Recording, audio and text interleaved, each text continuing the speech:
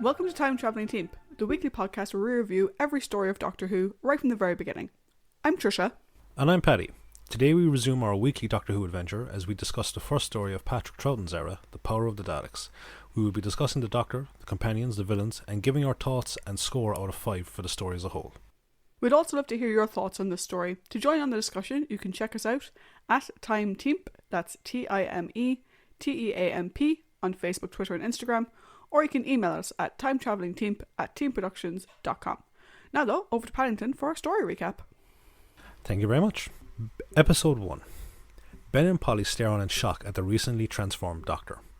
Ben is uncertain if he even is the Doctor, and Polly reminds him of what he had said earlier about his old body wearing a bit thin. Suddenly, the Doctor comes to in a daze and moans in pain as he's in the midst of a complete sensory overload. His swirling vision and pounding eardrums eventually return to their normal function, and with a mischievous chuckle, he delightedly says, "It's over." He makes his way to the TARDIS console and puts it into flight as Ben and Polly continue to stare on in confusion. The Doctor continues to examine the musculature of his new face, and it becomes evident that it's not just his face that has changed, but his whole body as well, due to his clothes no longer fitting and his signature ring slipping from his finger to the floor. Ben comments that he doesn't even act like the Doctor that they knew either. He and Polly go and address the new Doctor, who is currently rifling through a nearby chest. He hands Ben an ornate mirror so he can view his new reflection. He momentarily sees his old face before continuing to examine his new features, and then goes back to rifling through the chest and examines trinkets and souvenirs from his previous travels, including a medal that causes him to say "extermination," and continues to aggravate Ben with his cryptic responses to his and Polly's questions. Ben attempts to put the ring back on the Doctor's finger to prove that he is an imposter, and the Doctor responds with an analogy for a butterfly trying to get back into its chrysalis. He says that he has been renewed and inquires about his previous self's diary. As he searches for it, he comes across a recorder and plays and dances a hearty jig before locating the diary. He then says that they should go out for a walk now that they have landed, but Ben says he hasn't checked the external sensor readings. The Doctor replies that he has and refers to Ben by his name, which Polly uses as proof that he is the Doctor. Outside, the Doctor reads his diary as he walks through the surrounding area. The planet's surface is covered in smoking mercury hot springs, which the Doctor easily avoids while continuing to read the diary. He begins testing his new body's capabilities by leapfrogging over some rocks when he suddenly hears a voice calling out. He hides behind a rock and sees a man in an engineering suit approach. He goes out to meet the man, who introduces himself as an examiner, but he is suddenly shot by an unseen assailant. The Doctor looks around for the culprit but sees no one. He bends down to examine the dead stranger's body and he sees a badge attached to him. The badge are the credentials of an examiner from Earth who is to be given full access to all locations on the planet Vulcan. Unbeknownst to the Doctor, the mysterious assailant, who appears to be wearing some sort of hazmat suit, approaches him from behind, but he is scared off when he hears Ben and Polly calling out. The two companions observe the surroundings as they search for the Doctor, with Ben telling Polly to be careful of the harmful effects of the mercury. However, the warning is in vain as the heavy concentration of quicksilver fumes begins to render Polly unconscious. Ben calls out to the Doctor before he too begins to feel the effects. The Doctor, preparing to aid his companions, is struck from behind by the mysterious assailant and knocked unconscious. The assailant then leaves something in the Doctor's hand before leaving. The Doctor also passes out due to the fumes, but before he does so, he sees a figure approaching, dressed similar to the person that attacked him. The Doctor is rescued by a man named Quinn, who is approached by another man named Bregan, who tells him that they have discovered Ben and Polly as well. Ben is brought to the Doctor, who the two men assume to be the examiner due to him putting on the badge before he was knocked out. Quinn introduces himself as the deputy governor of the nearby colony, of which Bregan is the security chief. As they are brought back to the colony, Bregan comments to Ben that they must be very eager to see Lesterson's space capsule. At the colony, Lesterson, who is the chief scientist, is informed by his assistant Jane Lee that an examiner has arrived from Earth to investigate the capsule, but he is curious as to why. Jane Lee diverts his attention to her request to be allowed to use his lab for a clandestine meeting later on. He reluctantly agrees but warns her to be careful of getting involved in an underground organisation. Jane Lee tries to get him to join their cause, but he is too obsessed with the space capsule. The capsule has been submerged in one of the mercury swamps for over 200 years but has not suffered any sort of corrosion. Jane Lee, in an attempt to persuade him to join her cause, uses the arrival of the examiner to suggest that the colony governor has sent for him to stop Lesterson from opening it. In a holding cell, Ben and Polly are going over the events that have unfolded, but their questions to the Doctor are only answered by various toots from his recorder. Ben begins to lose his temper, but before he can say more, he is interrupted by the arrival of Hansel, the colony governor, and Bregan.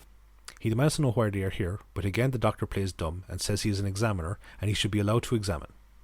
Hensel assumes he has come to investigate reports of dissident groups in the colony, but Bragan says that he must have come for the capsule. This seems to pique the Doctor's interest, who then asks for more information about the capsule. Once he is told all they know, he feigns disinterest, saying that he will look at it later. Hensel, a bit happier that his leadership is not the cause of the investigation, instructs Bragan to bring fresh clothes for the visitors, and then they leave. Polly comments that the Doctor was looking at Bragan the whole time Hensel was giving him information about the capsule. The Doctor agrees and says that he's suspicious of their story and that he needs to look at the capsule itself. In the laboratory, the Doctor is examining the capsule and notices a piece of metal on one of the benches that looks like the piece he found in the chest earlier. He inquires about it, and Lesterson says it fell off the capsule as if it was being removed from the swamp. Lesterson seems almost fanatical about the potential that they can learn from the capsule, and he says that he may have found a way to open it. He successfully does so, and both he and the Doctor enter it.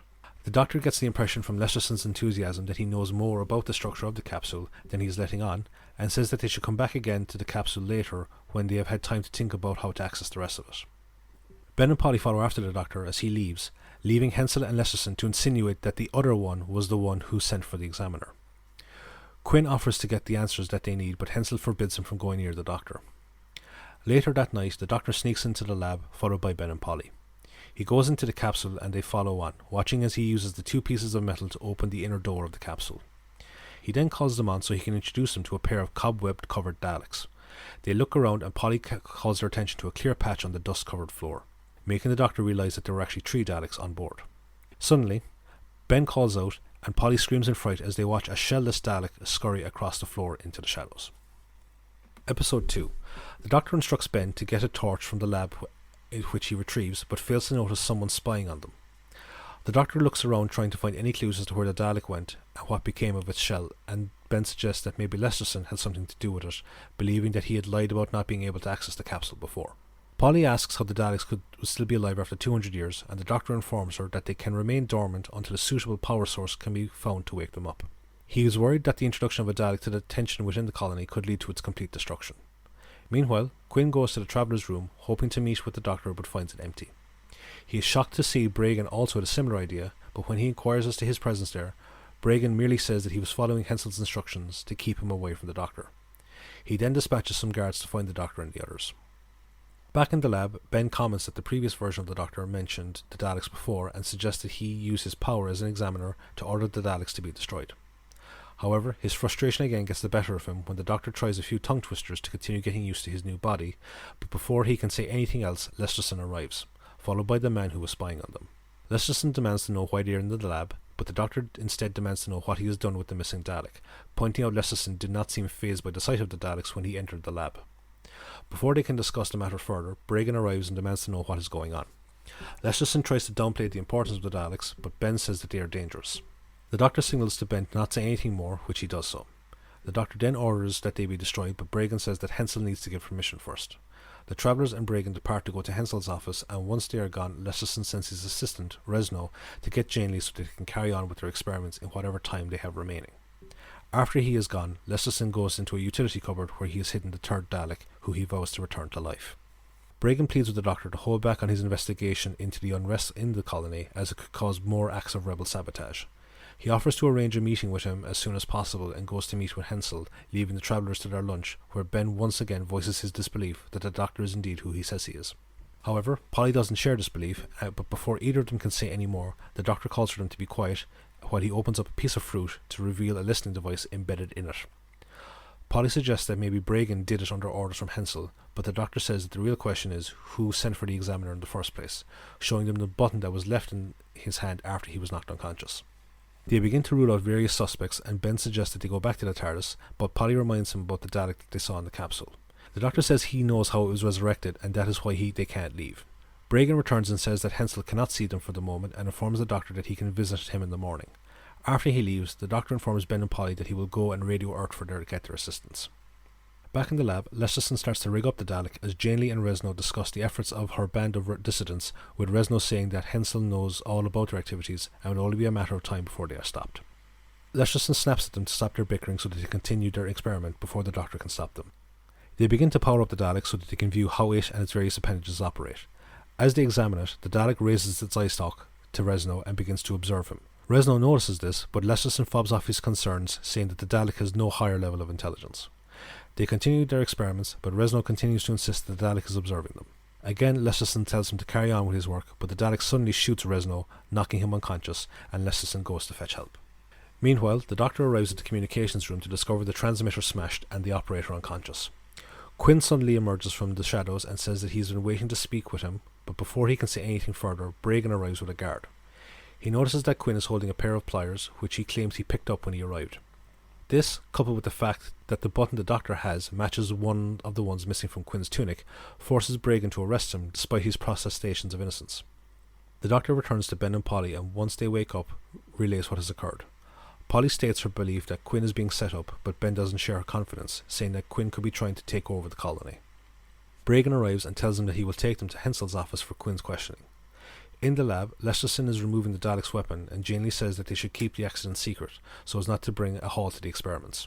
They then go off to reveal their discovery to Hensel and interrupt the interrogation. He delightedly announces his breakthrough, and the Doctor watches in horror as the Dalek enters the room.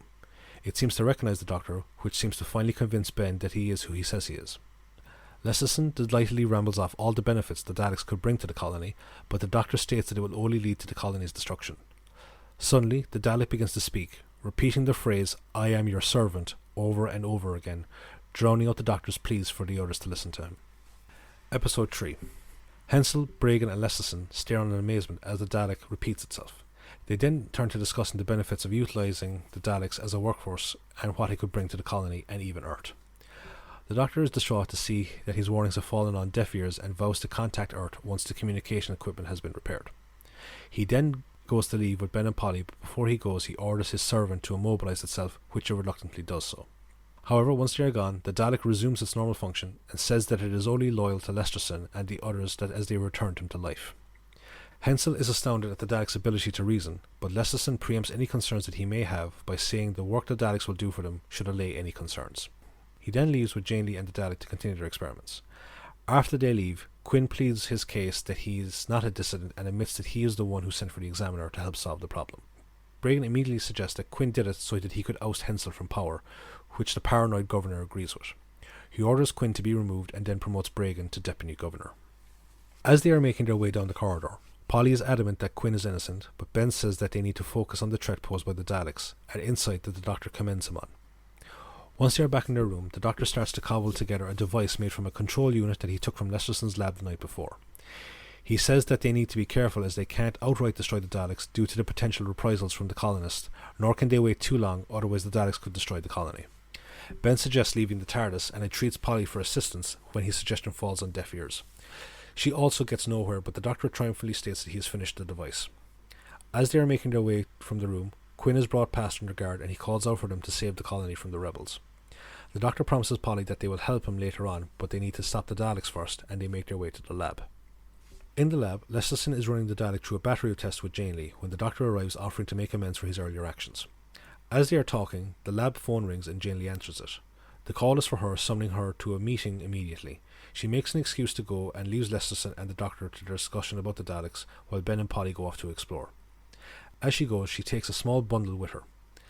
Lesterson goes back to running the test, and the Doctor sneaks away to use his device to tinker with the equipment that the Dalek is connected to. He causes a power surge, which hurts the Dalek, but Lesterson stops the Doctor before he can do any more damage, ordering him to leave the lab. As he goes, he notices that the Dalek's empty weapon slot is aimed at him. After he leaves, Lesterson reassures the Dalek that he will look after it, and the Daleks begin to use Lesterson's naivete and curious nature against him by asking him about the equipment in the lab. When Lesterson says that one of the machines is designed to predict approaching meteor storms, but only has a 70% success rate, the Dalek offers to build him one that would be 100% effective. Lesterson rushes off to seek approval from Hensel, and after he is gone, the Dalek begins to operate the power regulator by itself, and the capsule increasing its output. Janely arrives at the location for her secret meeting, which is Bragan's office. It turns out that Bragan is using Janely to aid the dissidents so they can cause enough problems for Hensel. He would then step in to stop the rebellion, and after being seen as a hero, would take over governorship of the colony from the ineffective Hensel. Janely then reveals that the bundle contains the Dalek's weapon, and she reveals that Resno is dead and not unconscious as Lesterson believes. She says that they can blackmail him if needs be, as he is indirectly responsible for the death. Bragan then says he needs to find a way to get rid of the Doctor and the others. Janely leaves and comes across Polly as she is looking for the Doctor. She says that she saw him in the communication room, and after Polly arrives, she is knocked unconscious by one of the rebels named Valmer. Janely presents him with the Dalek gun, which Valmer believes will help them win their struggle. Back in their room, Ben is angrily pacing back and forth as he is worried about Polly whilst the Doctor plays his recorder. The Doctor instead has Daleks on the brain, and Ben, giving to his frustration, drags the Doctor out of the room so that they can report the disappearance. As they make their way to Bragan's office, they see Lesterson leaving the lab and sneak into it, encountering the Dalek exiting the capsule. It orders them to leave, but the Doctor takes advantage of its lack of weapons and goes to the capsule to see what it was doing. He is horrified to see that the other two Daleks appeared from the capsule. He assumes Lesterson must have increased the power, and they flee before they are attacked by the other Daleks who are actually armed. After they leave, the Daleks discuss their plans to conquer the colony. In Hensel's office, Lesterson denies the Doctor's claims that he increased the power to reactivate the other Daleks, leading the Doctor to declare that the Dalek did it itself. Lesterson again plays down the Traveller's concerns by saying that they can shut the power off in order to disarm the others. Hensel then orders them to be quiet, saying that Lesterson and Bragan are in complete control of all matters pertaining to the Daleks. The Doctor and Ben storm back to their room but are followed by Bragan. Ben tells Bragan about Polly's disappearance, but Bragan instead informs them of a body in the Mercury Swamp and implies that the Doctor isn't the real examiner, but is instead an associate of Quinn's brought in to stir up trouble. The Doctor counters this by saying that only the murderer of the real examiner would know the difference. At a stalemate, Bragan says that if they leave Lesterson and the Daleks alone, he will not blow the Doctor's cover. A short while after he leaves, a note is slipped under the door which informs the travellers that Polly is safe, but for only so long as they leave the Daleks alone. In the lab, Lesterson is delighted to see the Daleks have voluntarily disarmed themselves, and it informs them that he has access to all of the materials and power they require, as well as a fully operational production facility. He then stares on in slight confusion when they begin to repeatedly chant, "We will get our power." Episode 4. Lesterson decreases the power supply from the generator in an effort to maintain his dominance over the Daleks. Once they comply with his wishes, he turns back up the power and then proceeds to ask them about the new meteor shower detector. It is better than expected, and Lesterson is so wrapped up in it that he fails to notice the Daleks scrutinising him. In his new office, Bragan is settling into the role of Deputy Governor and observes as Valmer is checking to see if the repairs to the communication system have been successful. There is no love lost between the two men, but before entering into an argument, they are interrupted by the arrival of the Doctor and Ben. The Doctor compliments Bragan on his new uniform, but Ben brings up the real reason that they have come, which is Polly's abduction. Bragan promises to begin a proper search now that the communication system has been fixed, but before he can stay any more, a Dalek enters bearing drinks. The Doctor is perturbed by the fact that the Daleks have been given a free run of the colony. Ben suggests that he and the Doctor search for themselves as he feels Bragan won't be entirely helpful, and as they leave, the Doctor wonders how long the Daleks will be able to move around on the non-metallic floors of the colony. After they leave, Hensel calls Bragan from his patrol on the outer areas of the colony to check up on things and informs Bragan that he won't be back for a few days. As they are making their way down the corridor, the Doctor explains the Daleks' need for static electricity to Ben, but stops when he sees 3 Daleks moving down the corridor. After they pass them by, the Doctor and Ben realise that there are now 4 Daleks in the colony. They decide to go see Lesterson and see if there are any more Daleks in the capsule or if he is manufacturing them. As they leave, the Doctor notices various colonists observing a nearby notice board and taking down a message from it. In the lab, Lesterson and Janely are discussing the Daleks' depletion of the resources that they have been given. Lesterson states that he is starting to think that maybe the Doctor was right to be worried about them, and says he intends to go and ask for his advice. Janely stops him by telling him about Resno's death. Lesterson is shocked at her deception, and even more shocked when she says that he is responsible. He tells her that he won't be blackmailed by her, but she tries to placate him by saying the work he is doing is important. The conversation is cut short when the Doctor and Ben arrive. They ask the duo if either of them have seen Polly, but neither of them claims to have seen her. The Doctor then asks Lesterson if he has been building Daleks, which he denies. The Doctor then informs him about the extra Dalek and announces that they are building more of themselves. Lesterson realises that he has been deceived, and Janely orders the Doctor and Ben to leave as they are causing him stress. A guard comes in and she orders him to remove the travellers, saying that they attacked Lesterson. After they are removed, she summons Valmer and reassures Lesterson that everything will be fine. She gives him something to drink, which is actually a sedative that knocks him out. Valmer arrives and Janely doesn't tell him anything that has occurred, but instead tells him to continue setting up the new power supply for the Daleks. Back at the notice board, the Doctor decodes a secret message meant for the rebels, instructing them to attend a secret meeting later that night. They decide to sneak into the meeting in case there are clues to Polly's location. In the meeting room, Janely and Valmer arrive with a Dalek, and whilst he reinserts the Dalek's gun into its socket, Janely outlines her plans to use the Daleks to take over the colony for the rebels. Valmer says that he has attached a control switch onto the weapons, meaning that it can only fire when the rebels instruct it to. Janely gets approval from an unseen figure to give a demonstration. The weapon's effectiveness unnerves several of the rebels, as they feel that the Daleks could be difficult to control. Janely offers to use herself as the next target to show them that they are in complete control of the Daleks. The test goes fine, with the control switch stopping the Dalek from killing Janely. Once the Dalek is disarmed, Janely asks about Polly, and Ben in his excitement knocks something over. He exits their hiding spot, telling the Doctor to stay there in case they say anything about Polly, and he begins to call for help before he is knocked out. The meeting is abandoned, and once the rebels have left with Ben, their leader calls the Doctor out of his hiding place. The mysterious figure is revealed to be Bragan. The Dalek attempts to kill the Doctor, but Bragan orders him to leave and retrieve a guard. After a bit of reluctance, it does so. The Doctor then threatens to tell Hensel about what is going on, but Bragan says that it won't work, as he intends to reveal the Doctor's ruse. He orders the Doctor to be taken away, and he is placed in the same cell as Quinn. The Doctor then reveals what he has found out about Bragan and the rebels, and reveals his true identity to Quinn, informing him about the murder of the real Examiner. In the lab, Lesterson wakes up and secretly observes the Daleks discussing their plans for the colony. He follows two of them as they make their way back into the capsule, and he sees that they have indeed been reproducing themselves, as well as building more shells using the materials that they have been given. He watches as dozens of Daleks roll off an assembly line. Episode 5. Lesterson flees back to the lab and closes the entrance to the capsule. As he is doing this, Janely enters the room and he blurts out what he has just seen. He shuts off the power to the capsule and swears that he will destroy them. Janely watches as he submits to his mania, and he excitedly tells her of all the ways he will destroy them, and he informs her that he no longer cares about her attempts to blackmail him. He tries calling through to reach the Doctor, but he is told that he is in prison and cannot be contacted.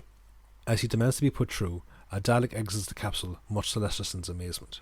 The Dalek informs him that they are capable of storing power, but it will soon be a moot point as they will have created their own power source. Lesterson then flees from the lab. The Daleks instruct one of their subordinates to seal off the secret entrance to the production area of the capsule, and issues a decree that no more than 3 Daleks are to be out in the colony at any time in order to preserve the ruse. Janely shortly returns one of the rebels and Polly, and she tells the Dalek that Polly was plotting against them and that she is to be kept there until the rebellion is over. Polly tries to make Janely see that the Daleks won't obey her forever, but her warnings are ignored. Janely then informs the Dalek that a new power cable is being installed into the generator at its request, and it informs her that it is required to generate static electricity to make the Daleks more effective. She then says it wouldn't be too much longer for it to be installed, as there is no one left to get in their way. Lesterson races down the corridor and encounters one of the security guards. He demands to see the Doctor, but is again told he is in prison, and so sets off for the cell block, with the guard chasing after him. In his cell, the Doctor is informing Quinn about the Daleks' need for static electricity, as he uses a glass of water to try and match the harmonic frequency of the cell door. Lesterson bursts in and exclaims what he has seen in the capsule. The security guards remove Lesterson and take him to Bragan, and the Doctor in response asks for more water. The Doctor succeeds in opening Quinn's cell and then distracts the guard with his recorder, allowing Quinn to sneak up on him and knock him out. They place the unconscious guard in the cell, making sure to remove the water glass first. Lesterson is brought to Bragan's office, where he sees a Dalek laying some cabling, which states that it is doing so as per Lesterson's instructions. Lesterson denies ever having given such an order, but Bragan says that he has been receiving reports of his erratic behaviour and so seems sceptical of his claims. Lesterson asks that the Daleks be removed, and once it is gone, he begs Bragan to send for Hensel, breaking down completely. Janely arrives, and Lesterson warns Bragan not to trust her, saying that she is in league with the Daleks. Janely uses his hysteria against him, and Bragan suggests that he be put under restraint for his own good. Meanwhile, Hensel returns and finds the Dalek laying cables and Bragan's guards patrolling the corridors while armed. He arrives at Bragan's office and inquires about what has been going on. He grows frustrated when Bragan is slow to respond to his questions, and casually says that he ordered the Examiner to be imprisoned. Hensel, realising that Bragan is attempting to undermine his authority, orders the guards to remove Bragan, but they refuse, and Bragan announces that he has taken control of the colony. Hensel says that the people won't stand for it, but Bragan requests that Hensel actually make the transition of power go as easy as possible for everyone involved. A Dalek enters the room and Bragan dismisses the guards. Once they are gone, Bragan gives Hensel one last chance to cooperate, but when he refuses, he orders the Dalek to kill him. In the capsule, Polly is kept under guard as Valmer and another man, Kebbel, work on installing the cable. Polly mocks Kebbel over his treatment of her, saying that he once had a chance to get someone like Ben, but Kebbel informs her that they have captured him as well. Polly changes tack and starts to work on Valmer as he sticks up for her against Kebbel. Polly tells him the truth about her and the others and tells them everything she knows about the Daleks. It seems to work as he slows down the pace of their work. Valmer is discussing the new power supply with the Dalek when Jane Lee comes in to announce Hensel's return. They exit the lab, leaving a recently arrived Quinn and the Doctor to discuss what they overheard. Hearing his voice, Polly calls out a warning to the Doctor and Kebbel goes out to deal with him but is attacked and disarmed by Quinn. The reunion is short-lived though, as more Daleks emerge from the capsule. They flee, but Quinn jams the door in an effort to stall any pursuit. The Daleks decide to wait until the rebels attack and for the two forces to battle each other before they make their attack to wipe out the survivors and assume control of the colony. The trio arrive at Hensel's office and find him dead, leaving Quinn as the only figurehead for the colonists. Bragan arrives and says that he was killed by the Daleks because he wanted to destroy them, and he has decided to place the colony under martial law. He then has the trio arrested. Back in the capsule, the order is given. The Daleks are to conquer and destroy. Episode 6. The Daleks begin to file out of the capsule as they head to take up their positions over the colony. In the corridor, the Doctor, Polly and Quinn and their guard encounter a couple of Daleks who refuse to let them past. The Doctor realises that his fears have come true and that the Daleks are making their move. The guard takes them via a different route. As they continue on, the Doctor calls out to Quinn, who punches the guard so that they can escape. The guard recovers quickly and fires down the hallway after them. Jane Lee arrives in Bragan's office and announces that the revolution has been a success, but Bragan says that they need to tie up loose ends and eliminate the rebels as well. Jane Lee is taken aback by this, but is reluctantly swayed when he offers to share power with her. Bragan then reveals that he would have shot her if she didn't. Unbeknownst to the two of them, Valmer has been eavesdropping on their conversation, and once he has heard everything, he then leaves. He goes to the room where Ben has been held and tells him everything he heard. He then leaves, promising to bring the Doctor and Polly back with him. In Bragan's office, a security guard calls through to him and informs him that the rebels are accounted for, and Bragan tells him to get ready to eliminate them all. Bragan then makes a colony-wide announcement that Hensel is dead and that he has taken over control of the colony. Ben hears the announcement just as the Doctor and the others arrive, having made their way without encountering Valmer. Ben tells him about Bragan's plan, and the Doctor says that it doesn't matter as the Daleks will kill everyone. He then leaves, telling Quinn to look after Ben and Polly. The Daleks have made their move and begin attacking the colony, nearly killing the Doctor, who was actually playing possum when he saw them. He goes back to the room to get the others, but he is followed by Kebbel, who was also playing dead, and a group of Daleks who succeed in actually killing Kebbel this time. Jane Lee makes her way to the lab where she encounters Valmer, who has managed to attach control wires to 3 Daleks in an attempt to use them against the guards. He tells Jane Lee that he overheard her conversation with Bragan, but she convinces him that she was actually on his side all along. The Daleks offer to fight for them, and Valmer reluctantly agrees to take them to help the rebels.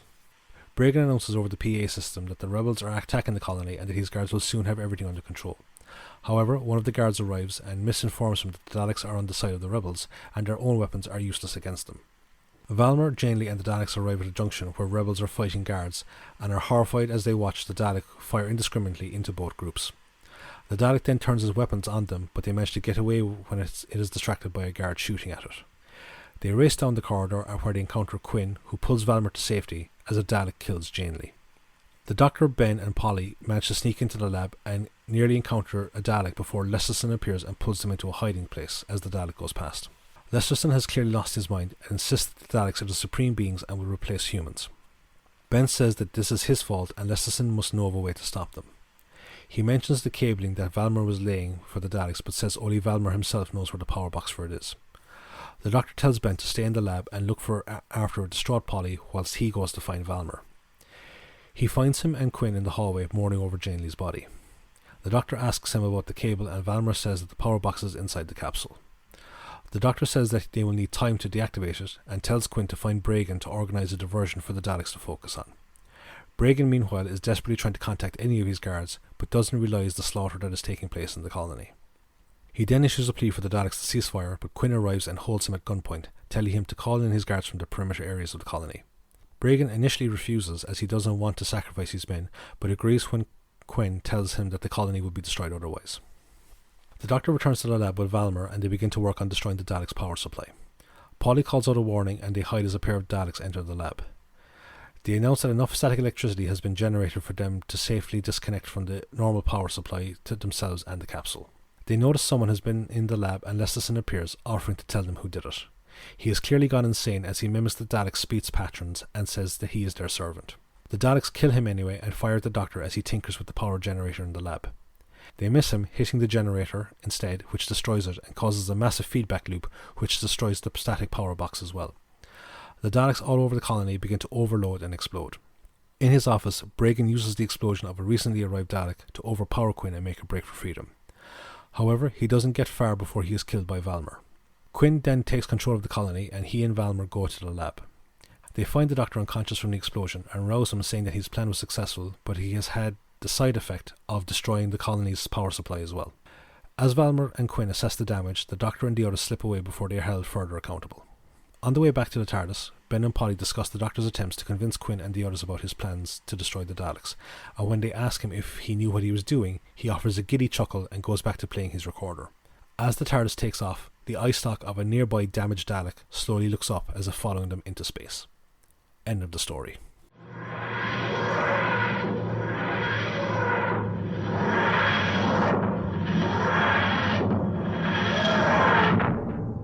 Thank you, Paddy, for that recap. It's nice to be back to our full-length episode-by-episode recaps again. Absolutely. So my mouth is very dry now, so I'm going to let you do all the speaking for a while. Cool, so over to trivia. So the air date for this story was the 5th of November to the 10th of December 1966. The writer for the story was David Whittaker. We have discussed David Whittaker before and we will discuss him again. This is the 4th story of 8 that he's done. Interestingly, Dennis Spooner, who we've also discussed before, actually wrote the final version of the scripts but didn't receive any on-screen credit. And this is actually his final contribution to the show. This is the first televised Dalek story not to be written or co-written by Terry Nation. He was off working on a different project, didn't have time. Apparently, David Whittaker wasn't particularly happy with Dennis Spooner's rewrites, while apparently Terry Nation just didn't really like the story at all. He felt the Daleks were too sweet and nice. Okay. Given what we find out about Daleks later, and the fact that they're composed of pure anger, I can kind of get where he's coming from. But that wasn't established by this point, so you can't really blame them. Yeah, and as well, like they're playing them, like they're playing the colonists, so they're being calculating. Yeah. The director for the story is Christopher Barry. Again, we have discussed Christopher before. We will discuss him again. This is the 5th of 10 stories from Christopher Barry that we're going to be going through. This is a story where, at the time of this recording, all 6 episodes are missing. Less than 5 minutes of actual footage survives of this story, though there are lots of telesnaps and audio recordings available. For this story, though, we used the BBC animated version to watch. So the BBC have animated all 6 episodes using the surviving audio tracks, and they've released it on DVD and Blu-ray. So that is the version that we watched. Mm-hmm. There are a couple of versions of this animation, though. So there's a 2016 version, which is the version you and I have, which is an animated black and white. Yeah. But then, was it this year, they released another version, like a special edition version, which has a colour animation as well as the black and white animation. I don't really know why they went to the bother of doing that when they should be spending their money on other Marco Polo or yeah. But either version will give you the black and white version of the animated. Yeah. The original script indicated that this was not the first time the Doctor changed. So in the original script, Troughton had a line where basically he was saying like, oh, he's calling it like rejuvenating or something like that. And he's basically, this isn't the first time it's happened to him. Obviously that didn't make the final story, but it's interesting given the current theories of Jodie Whittaker's storyline. That maybe where that came from. The incidental soundtrack for this is actually reused from the Daleks and the Daleks Master Plan. Polly's absent from episode 4 and Ben from episode 5 because Annika Wills and Michael Craze were on holiday. Again, we're used to seeing this in Classic Who. We're going to have usually 1 episode, maybe 2, that's a bit light on one character because that character's actor was on holidays. The trailer for this story states that it takes place in 2020. Fucking 2020. Yeah. So, on to our cast. So, as Quinn, we have Nicholas Hawtrey. This is Nicholas's only on-screen Doctor Who role, though he was in a stage play called The Curse of the Daleks, which I don't know if there's any footage of this stage play available. If there is, someone send it over to us, because a play of the Daleks sounds really interesting. His non-Who work includes French Kiss, Dangerous Liaisons, and A Witch's Way of Love. Nicholas passed away back in 2018. Valmer is played by Richard Kane. Again, only Doctor Who acting credit for Richard. His non-Who roles include A Bridge Too Far and Mussolini: The Untold Story. Bregan is played by Bernard Archard. This is the first of 2 Doctor Who appearances for Bernard. We'll see him again in Pyramids of Mars. Yes. Which I think everyone's looking forward to. Mm-hmm. His non-Who work includes Emmerdale, Upstairs Downstairs, Bergerac, The Avengers, Z-Cars, Keep Up Appearances, Village of the Damned, The Horror of Frankenstein, Roman Polanski's Macbeth, Dad's Army, and Krull. Krull. Bernard sadly passed away back in 2008. Hansel is played by Peter Bathurst. This is the first of 2 appearances for Peter. We'll see him again in The Claws of Axos. His non-Who roles include The Quatermass Experiment and Moonbase 3. Peter passed away back in 1989. Lesterson is played by Robert James. Again, first of 2 appearances for Robert. We will see him again in The Mask of Mandragora. His non-Who work includes The Avengers, Z-Cars, Out of the Unknown, Doomwatch, Orson Welles' Great Mysteries, Steptoe and Son, Blake 7, Casualty, and Taggart. That's like pure like 60s to 80s like nostalgia. British television, yeah. Robert passed away in 2004. One thing Jan though, Lee, I just want to say about Robert James. I was convinced just by his voice that he played like the Heron advisor in the Bedknobs and Broomsticks movie. I was convinced of it, and I was disappointed when I wasn't. It's so good. Oh, that movie's so good. As Jan Lee, we have Pamela Ann Davy. This is the only Doctor Who acting credit for Pamela. Her non-Who credits include Freewheelers, The Avengers again, The Saint, No Hiding Place, The First Churchills, and Department S. Pamela also passed away in 2018. Last but by no means least, we have a new Doctor. We have a new Doctor in the form of Patrick Troughton. Exciting Patrick times. was born in London in 1920. He made his feature film debut as the player king in Laurence Olivier's Hamlet. He also appeared as Roach in Disney's Treasure Island, which I didn't know. In 1953, he became the first actor to play Robin Hood on television. Oh, that's pretty cool. Innes Lloyd chose Troughton because of his extensive and very versatile experience as a character actor. Again, if we think back to Bill Hartnell, he was very much, in his own words, a character actor. So to have another character actor take over from him, I think makes a lot of sense.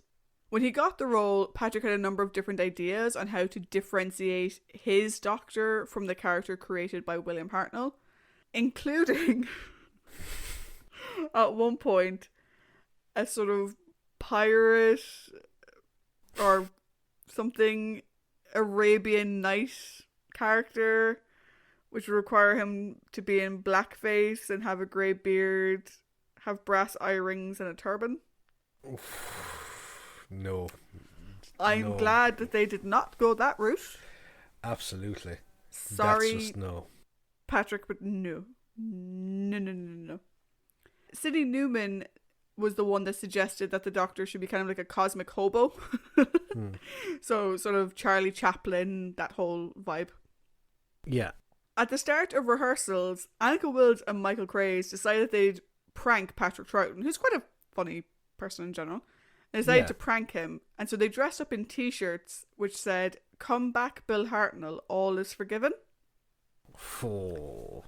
However, Troughton was incredibly insecure coming into the role because Bill had been so beloved as the Doctor, and he initially didn't react very well to the joke. he was already feeling like a bit of imposter syndrome, and the joke just did not sit well. However, when it was explained that they were only joking, that they really welcomed him on the show, they ended up having a really good, close camaraderie over time. But the initial joke just sort of tanked. Yeah. 2 of Patrick's sons, David and Michael, have also played various roles on Doctor Who, both on TV and in Big Finish. Also, his grandson is Harry Melling, who played Dudley Dursley in Harry Potter and is also in The Queen's Gambit, which I watched before Christmas and is amazing. If you haven't watched it, I highly suggest you do. Yeah, it's on my list of stuff to watch. It's really good. Patrick's other acting credits, I've mentioned some of them, but his other ones include The Phantom of the Opera, Jason and the Argonauts, The Viking Queen, Scars of Dracula, The Omen?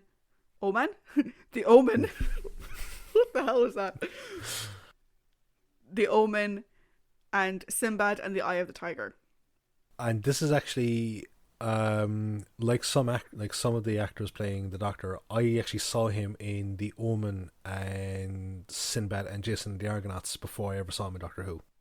Do you know I've never seen Jason and the Argonauts the whole way through? I've seen bits of it. It's so good. It's such a great movie. Yeah. Patrick, a bit like Bill Hartnell, he was a heavy drinker and a heavy smoker. He suffered 2 major heart attacks, one in 1978 and another in 1984. The story of Troughton's death is quite sad and a bit shocking. So, on the 20th of March 1987, he was attending a science fiction convention called Magnum Opus Con, and he had his 3rd heart attack. He had just ordered his breakfast from the hotel staff. He had a heart attack, and according to the paramedics, he died instantly. Oh, Jesus.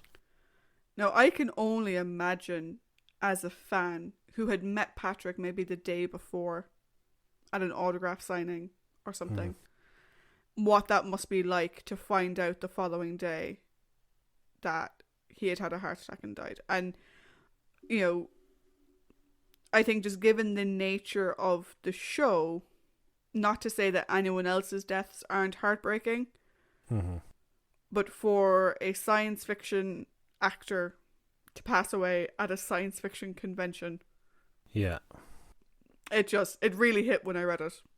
Oh, like, I remember when I first read it as well, and it was just that, like, it's horrifying, you know?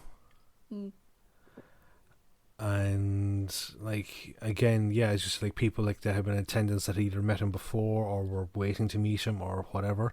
To get that announcement, it's slightly surreal, but it's so apparently sad as well, like, he had all these plans for things that he wanted to do over the weekend. You know, back like the early cons, they used to do like sketch shows and stuff like that on stage and things like that. And so he had all these plans of what he was going to do over the weekend, and unfortunately wasn't able to do them. So a bit of a downer to end that note on. However, I will say we're only at the start of his run. We're going to have lots of shows to go through with Patrick, and so we're going to get to enjoy him at his fullest.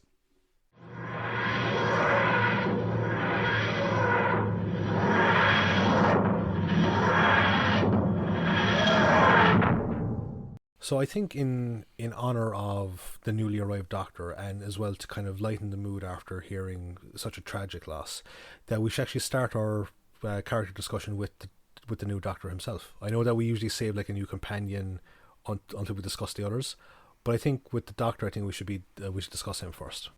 Yeah, I would agree. My knowledge of Patrick Troughton's Doctor, what I have seen, are before this were limited to the 5 Doctors, War Games, not War Machines, War Games, and just little general bits. I'd never watched any of his earlier stuff, largely because like a lot of his earlier stuff is missing. Most of Patrick's stuff is missing, which is unfortunate. So I wasn't quite sure what to expect. At the start, like the entire first episode and a lot of the second episode, he is so fucking creepy. Yeah. Like the laugh, the smirking, talking about himself in third person. It was weird. It was almost like he was trying to introduce Ben and Polly to the Daleks. Like, he just kept, I'm going to go in here and I'm going to do this and I'm going to go into the pod. And like, he was clearly doing things without really thinking them. Like, his subconscious was kind of directing his movements or something. And it was really creepy.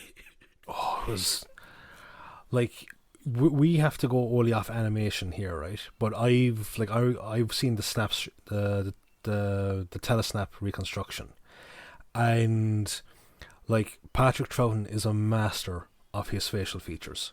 Like, he is, like, I have it down in my notes, like, so the new era begins with a mischievous chuckle, a ridiculous hat, and a recorder. And like, I was just wondering, like, was it intentional on Patrick Troughton's part to kind of maybe make it feel like it's a bit of a Jekyll and Hyde vibe to throw the audience off, in that, like, oh, is the Doctor, bad now, or is he going to be like worse than the previous one, a bit more sinister? And like, as you said, like, for the first episode, he's so creepy. Because I knew that wasn't what that Doctor becomes. I mean, even though you maybe like, even if you haven't watched him, you're sort of familiar just from the general sort of Doctor Who general consciousness that, like, he's referred to in the Three Doctors. It's the dandy being John Pertwee and the clown. Yeah. Like, clown. He's referred to as the clown. Like, he's the hobo. Do you know what I mean? Like, so to see him be this super creepy fucking character is really weird. Now, he does become much more likable starting in episode 2, but like, it was really something. And one of the things that I like about it is, I think it just brings in a nice change. You don't want the character getting stale, but also it sets a nice precedent for what will later be called regenerations going forward. Yeah. And that, immediately after the change, the Doctor isn't quite himself. He's not quite settled in himself as of yet. And like, I wonder, like, that really creepy nature, like, is that the residual parts of the first Doctor lingering, or are those like undercurrents of this Doctor? It's going to be really interesting to see going forward if that sort of creepy nature is an undercurrent of Troughton, or if it was a carryover from Bill being played out. I'm really curious to see what part that forms in his character. Absolutely. And as well, like, we've talked about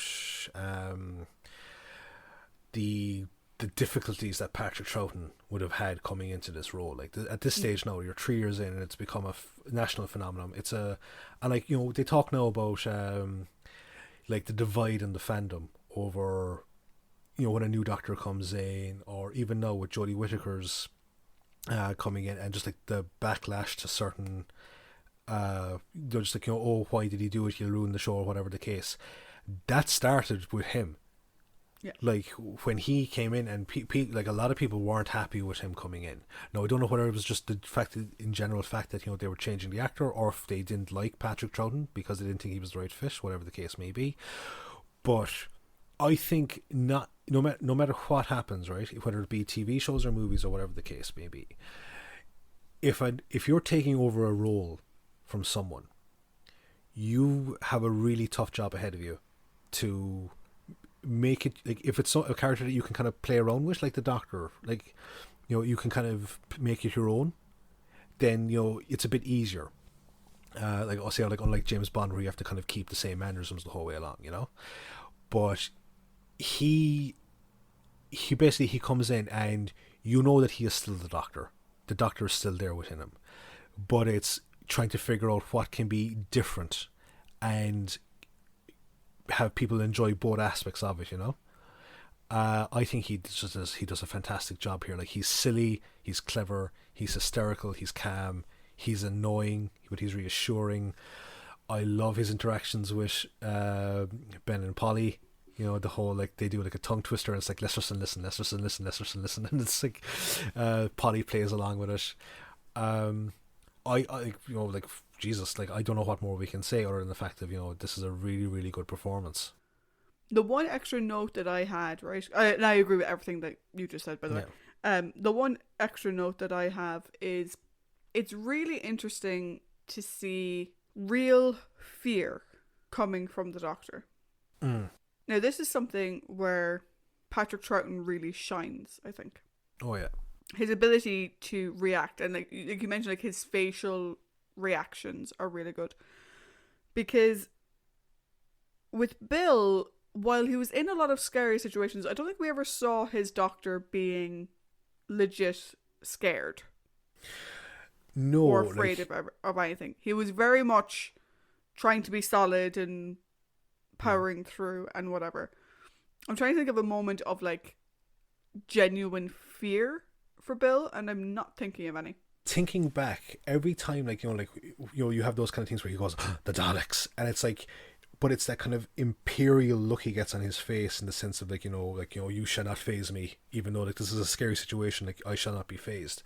Where, like, here, there's the sequence where the Dalek is saying, I am your servant, over and over again, and it's just like, it's staring at the Doctor, and all it is just like Patrick Troughton. Like, in the telesnaps, all you have to rely on is Patrick Troughton's voice. Now, in the animation, it does a fairly good job of capturing his facial features, but he gets across just how terrifying these things actually are. Yeah, I mean, looking at the animation, and I mean, fair dues to the animators for it, because it came across really well, although it does, again, it makes you wish that you had the original version, but like, he looks like he's going to wet himself. Like, this isn't a case of, oh no, it's the Daleks, and then you're working, it's oh shit, oh shit, oh shit, oh shit, oh shit, like, it's genuine fear, and I think that's really, really good, and I hope that honest characterization stays with him throughout, because I thought that was really good. Yeah, and like, spoiler alert, it actually does. Like, when he is scared, and that tells you, the audience, that you should be scared as well, for a good reason.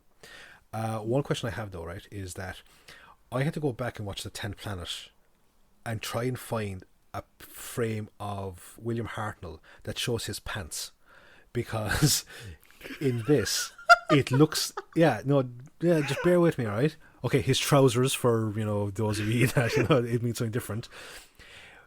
It looks like his clothes completely change as well. Now, like, he has the same black frock coat, and like the shirt is a bit loose, and he's wearing the bow tie is askew, but that's because like it's a different body.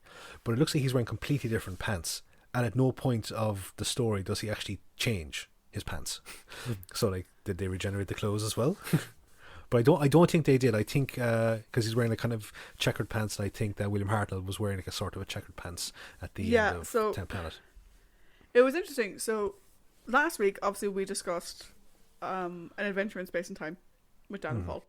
And at the end of that, you have Patrick meeting Bill Hartnell. And it does look like their costumes are different in An Adventure in Space and Time. However, I thought that the difference here with the pants was just that one of them is taller than the other. So the pants sits differently. Well, they're wearing suspenders, like, so the pants are a bit different, but I think they're a completely separate change of pants, like, so it's like this rejuvenation process is miraculous, like. This isn't a case now of like, obviously, shiny new thing, it's, let's focus on this. But what I will say is that Patrick Troughton did a fantastic job to settle himself into the role of the Doctor here.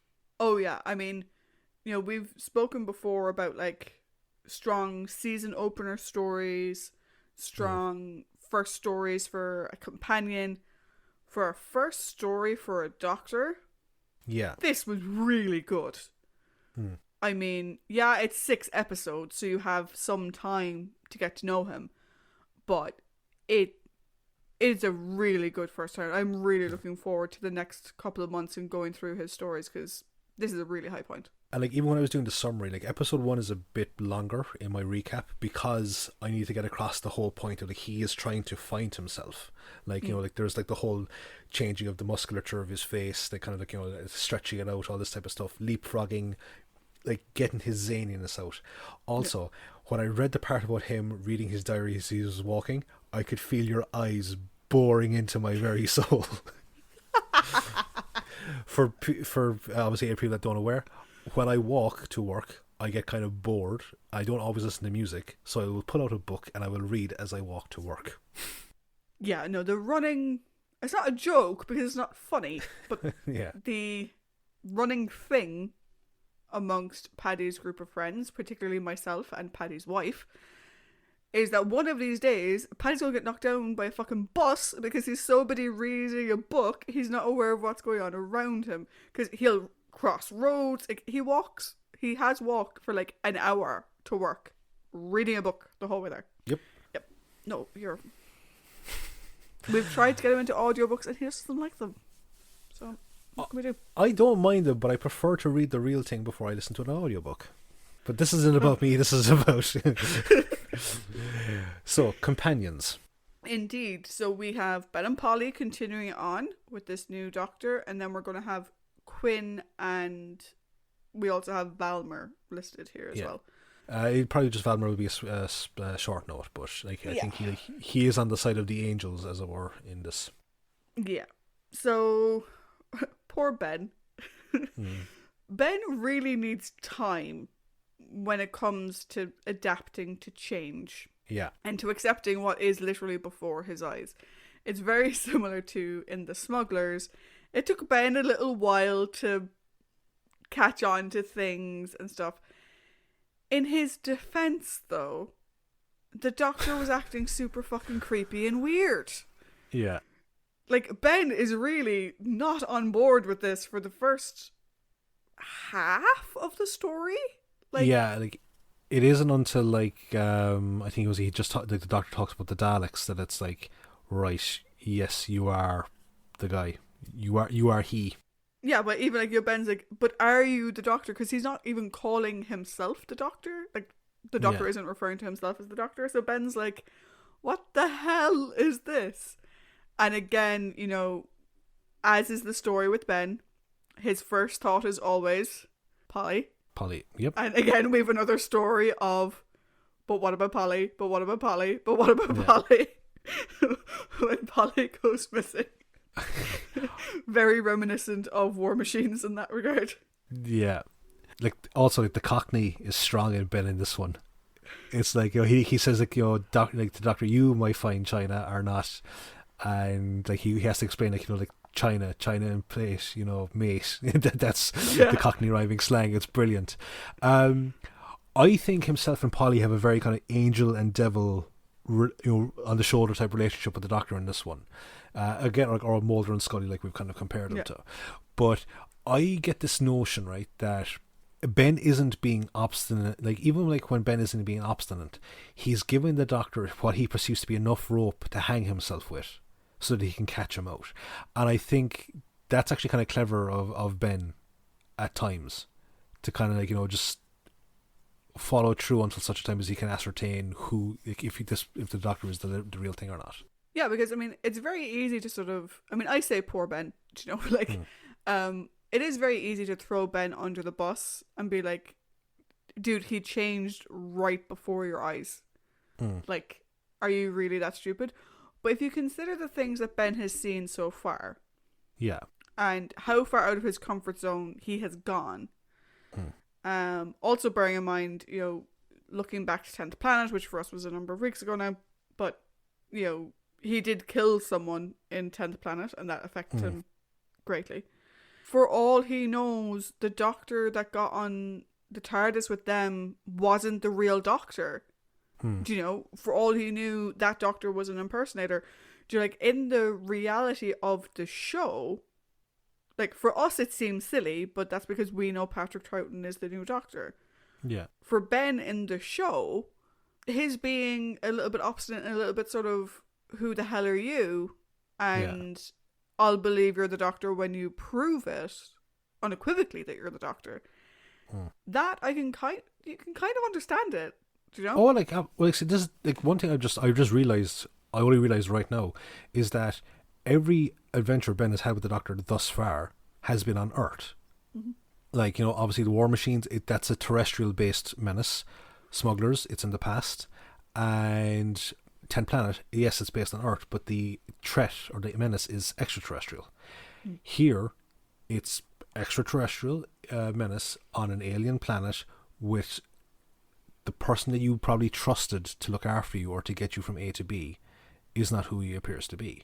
So, I think his skepticism, yes, is well founded, but I think that he should kind of let Polly's judge of character kind of rub off on him a small bit. But one thing I did notice is that, and I kind of say the same thing about Polly, is that they're kind of in the background a bit for me in this one, which is understandable because the main focus is on the new Doctor. Yeah, the one thing with, actually, speaking of things that just occurred to me, the one thing as well, if you're thinking back to 10th Planet, or we're thinking back to the ending of 10th Planet, First Doctor goes into the TARDIS, locks the door. Yeah. Or if you remember, he locked them out. Yeah. And there was a very real concern he was going to leave them behind. And again, you know, we've said before, Ben's main priority is Polly's safety. Yeah. So not only did the guy that he trusted to, like I said, get Polly from A to B, not only did he nearly abandon them, he then changed into this other person who's acting really fucking weird and who he has no idea who he is. You know, given the fact that Ben always wants Polly to be safe. Yeah. Again, him being a little bit sort of, when you prove it, I'll believe it. Yeah. Makes a bit more sense. If he's going to trust the Doctor with Polly, which I know isn't really his place, but it's just the nature of him. Like, it's the same way, you know, you're my best friend. If someone new came into my life that was being super creepy and weird, you'd probably want to know what the fuck was going on with this person before you felt anywhere near comfortable with the idea of me being alone with them at any point in time. Yeah. That's just the way friends are. So I think, again, it makes more sense. Does he need to let it go a little bit? Perhaps. But it's an understandable character thing rather than a stupid character thing. Oh yeah, no, completely. So I've mentioned her now several times. So how about we move on to Polly? Yeah. So Mulder, I mean Polly is very accepting of the change the Doctor has gone through. Yeah. In some ways, she's almost the complete other end of the spectrum to Ben. She's almost too accepting, really, when you think about it. But I guess in this instance, Polly's meant to be reassuring the audience. You know, she's meant to be reassuring the little kids, yeah, he is the Doctor. Again, we see the really great way she is with people. She can read people really well. She's really good at sort of getting people who are perhaps villainous to relax with her and stuff like that. You know, again, going back to 10th Planet, you know, Ben was like, oh, you can get them to talk to you. You can get them to do this. There's a lot of that stuff coming through again. Yeah. Also, like, okay, when she's talking to Valmer and the other guy in the pod, and she's sort of, yeah, well, you're a big, strong man, aren't you? Like, saying all this stuff to a woman. How about if you faced a real man like Ben? It's like, oh, it's kind of cute because Ben is a stick. Like, and this guy's like a big, burly guy, whatever. But like, oh, that's adorable. Again, though, like, we have this thing where she's captive, again, but when there is an opportunity to escape, she uses it. Yeah. And kind of like, you know, you're talking about the judge of character. It's not just the Doctor. Like, she talks, talks to Kebbel and kind of goes, right, you're a bit of a fucking Neanderthal, but that's that. Whereas Valmer, it's like, she gauges Valmer and it's like, no, they're really not what you think they are. And, you know, she's earnest, and so that Valmer kind of slows the pace a small bit on the laying of the cabling. And with Quinn, then it's like she has no real evidence to support her belief in Quinn, other than she's actually a good judge of character, you know. But again, as I said, written I think a small bit into the background to allow as I have it here, to allow the Doctor to stretch his wings and his facial muscles so that we could. But what do you think of Polly and the Doctor? I love it. Like, okay, unfortunately, leaving Ben aside for a moment, right? Because he's being, but like leaving Ben aside, Polly and this version of the Doctor.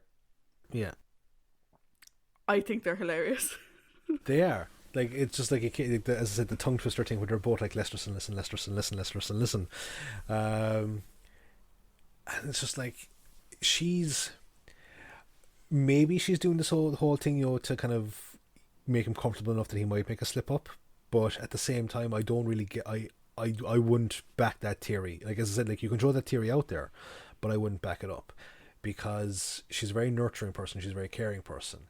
And here I think she's just, obviously they saw at the start that it was a very, it's not the smoothest of transitions for the person going through it. So I think she's just trying to make him feel at ease and at peace. And like, I can't wait. Like, I think that Polly and what are we going to call him now? Doc Pat? Doc Pat. Yeah. We might change it. Polly, we'll go Doc Pat. Yeah. Polly and Doc Pat are Barbara and Doc Bill. Yeah, I think so. I think there's a very much like the thing I love about Polly is she's such a people person. She can put anyone at ease. It's an amazing skill she has, but she also like gets caught up in other people's enthusiasm. So yeah, I can see sort of Ben having to be the adult of this trio. And you have Doc, Pat and Polly just off in the corner doing tongue twisters, and Ben's like, will you two fucking focus? That's kind of like, you know, when you and I hang out with like another person, they have to be like the adult of the scenario. It's kind of like when we were living with Darren, you know. Yeah, I get that. But I think that this trio is going to work very, very well. Oh, so do I. I have really good feelings about them. Before we move on to our next person, right, I am just going to make one comment, right, because I haven't made it up to now. Yes. And I don't know, now that we've dubbed Patrick Troughton as Doc Pat, I don't know if I'll get a chance to do it again. Because you may have worked your way out of the corner that you thought you were going to go into. Paddy, can you say Patrick Troughton for me? Patrick Troughton. One more time? I hate you so much. Patrick Troughton. Cool. And can you say Patrick Fox? Patrick Fox.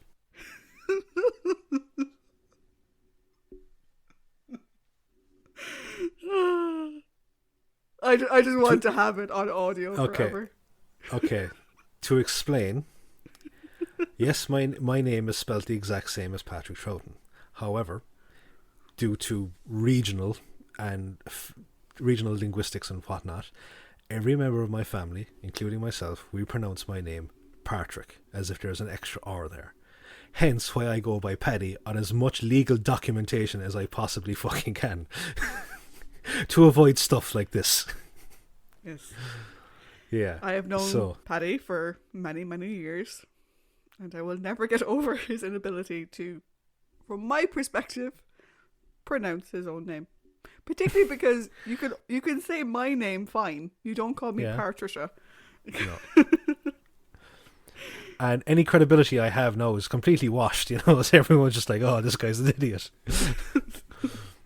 No, I just realised that as we were going through, I was like, I haven't commented on the Patrick thing. And I was like, that's because he hasn't said it. Yep. And you never will again. So we've done it and we're moving on. One thing that I just want to go back to Patrick Troughton is that, as I said, like, I saw him on other stuff before I ever saw him in this, right? And the character he plays in The Omen is like, I got vibes of the defeated Doctor. After I went back and I watched this, like, you know, his run, I was like, this is the type of guy that he would be if the Doctor was just defeated, like at his end. I know that character he plays as a priest that isn't a particularly good person is seeking redemption, but just the way that he does it is like all I can just say is Patrick Troughton is a fantastic actor, and I would highly recommend. And this, what we talked about last week, I went away and I watched some William Hartnell movies. Again, a fantastic actor. Maybe a bit typecast, which is unfortunate, whereas Patrick Troughton is a bit more widespread. But again, with these two actors, if you have the opportunity, please go and watch any of their stuff. And now back to the companions. Yeah. Sorry for the sidetrack, but yeah, I had to do it. So companions. Well, we're back after technically a bit of a hiatus, so we might as well. That's true. And I've been looking forward to this since we finished 10th Planet. So we have Quinn and Valmer. So if we do Quinn first, because Quinn is probably the more obvious story-based companion of the two. So Quinn is a strange one in the sense of, like, he never really seems to get going as a companion until he meets the Doctor in jail, because it's very stop-start his interactions with the TARDIS crew. Like, he's there in the background.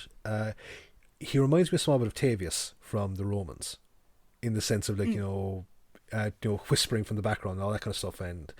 But unlike the Romans, where he's kind of like, you know, had previous interactions with the other characters, he's trying to address them all here at the same time, and it's unfortunate it doesn't work that way. But I get the impression that the reason that Hensel has stayed in power so long is because Quinn, having no real designs on being governor, is such an effective administrator that Hensel just takes credit for everything that he does. And I really like his little kind of partners in crime moment with the Doctor in the jail cell, where it's like the Doctor is really pissing him off because he's using a glass of water to create the harmonic effect, and like he's like going, all you can sit there is do this and that and the other, and the Doctor explains stuff to him, and like Quinn just goes like, you might want a bit more water. It's just like that snap thing where like they just become like a perfect unit. And even at the end, it's like, you know, when he calls on Bragan to do the right thing, and it's like, you know, he has him at gunpoint, and it's like, look, you're not doing this for me, you're not doing this for you, you're doing this for the colony. And he clearly loves the colony, because at the end, his first port of call isn't to make some grand statement that he is taking over, is to get Valmer and kind of go, right, assess casualty reports, damage reports, what we have, what we need, so on and so forth. So I think Quinn is he's actually a pretty cool character in that regards, you know? Yeah, I think, I'll be honest with Quinn, I was quite disappointed in him for like the first 4 episodes. Yeah. He did bugger all, even though he is the one who got the higher ups and what he believes the Doctor was. Like the, what was the name? The Earth Examiner? The investigator? Oh, what the fuck is this? Earth Examiner. Earth Examiner. The Examiner, yeah. So like, he's the one who got the Examiner involved.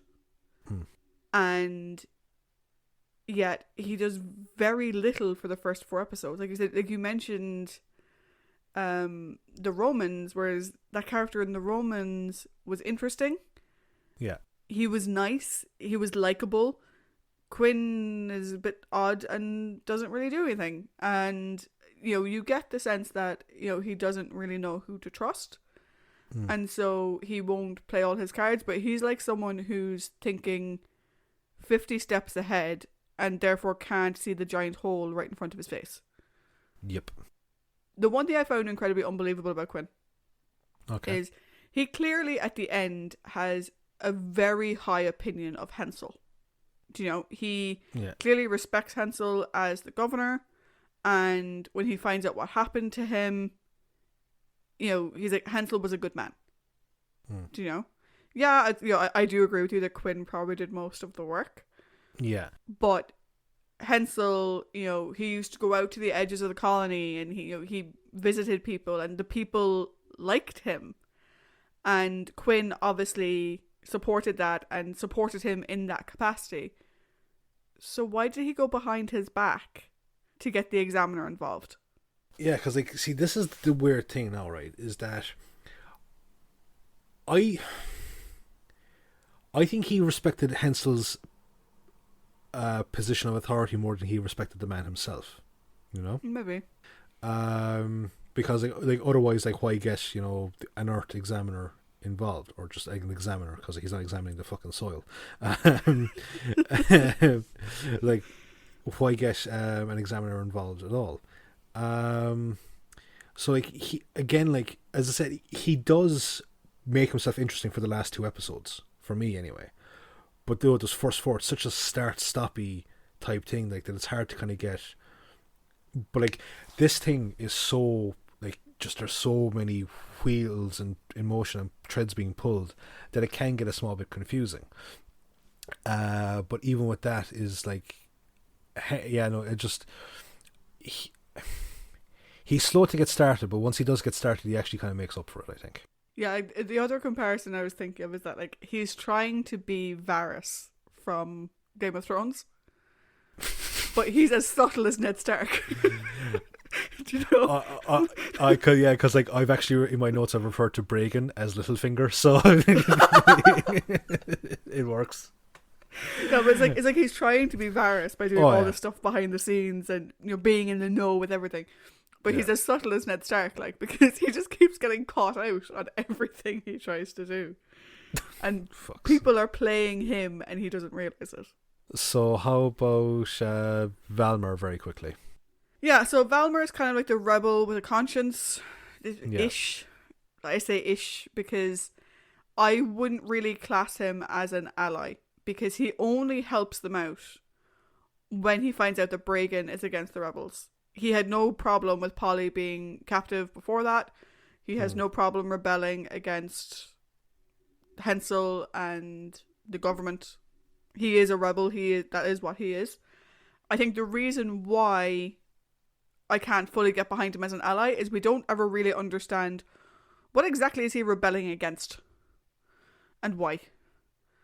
Like, yeah, we know that Bragan set up the whole rebellion thing, but we don't know why Valmer joined.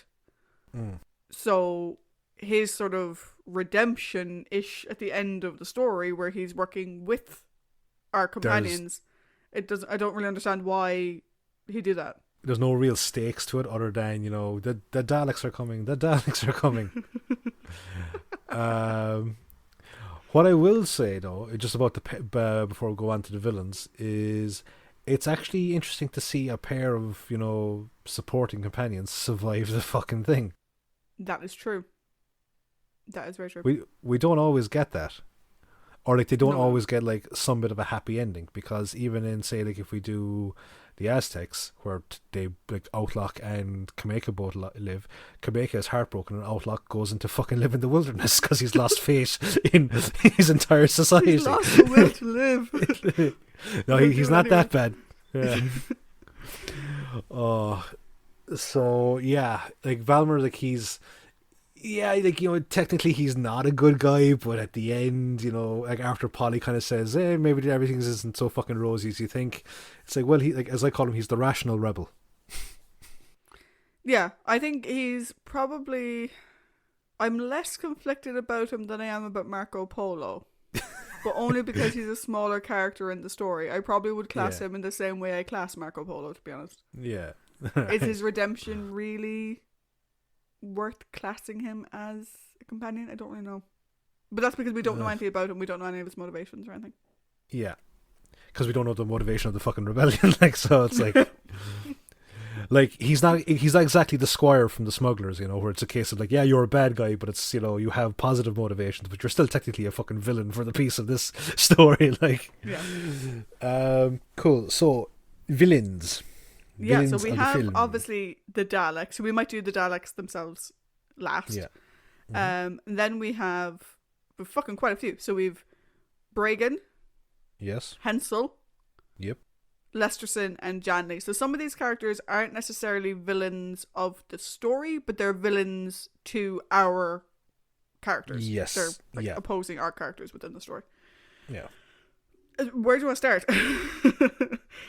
So, will we work our way up the food chain from villains of scenario to outright villains? Sure. So, I would say villains of scenario would start off with Hensel. Yes. Ben said it himself. Hensel is the typical governor. Yeah, he's a complete bureaucrat. Yeah. And he's only looking out for number one. That I don't necessarily agree with. I think he doesn't want anyone questioning his authority. He doesn't want the higher-ups nosing around because he thinks he's perfectly capable. I don't think he's only looking out for himself, though, because, again, we find out that, like, he does go out and visit the border settlements. You know, he does clearly care about people. He's maybe not the most competent person on the planet, but he does care. Well, see, because this is the thing now that we kind of brought up when we were saying about Quinn, is that, like, at the start, he's completely terrified at the idea of the examiner is coming to examine or investigate his capability of managing the dissident groups in the colony. And then, like, immediately once it turns out that he's there about the capsule, it's like, oh my god, I'll help you whatever you want, you know, just take the fucking focus off me. But we made the comment there about, you know, Quinn kind of being like the real capability behind the throne, as it were. So I think that the trips to the outer colonies, rather than being I think of benevolence, they're more like a politician doing like a tour of, like, say, like mines in order to kind of get a vote from the working man. That's how I read it. Maybe, though I'm trying to remember. I think he wears different clothes when he goes out. Well, he'd obviously, like, because, you know, the place is, like, covered in fucking mercury hot springs. Because, like, again with the animation, but yeah, but he doesn't do, like, it's not the whole, like, the way you see sometimes in movies and TV and in reality, of the politicians going out to make themselves look good, and they're wearing their politician clothes. Oh, as opposed to wearing the outfits of the actual people. Yeah, as opposed to going out and just being one of the people that are there, like. Again, because I see the animation, and I suppose I should have checked the snapshots to see if there's costume changes or whatnot, because animation doesn't always cover costume changes. If he had actually kind of put on the garb of the working man, as it were. But, like, I think my view of it was that he was just looking to secure his own position.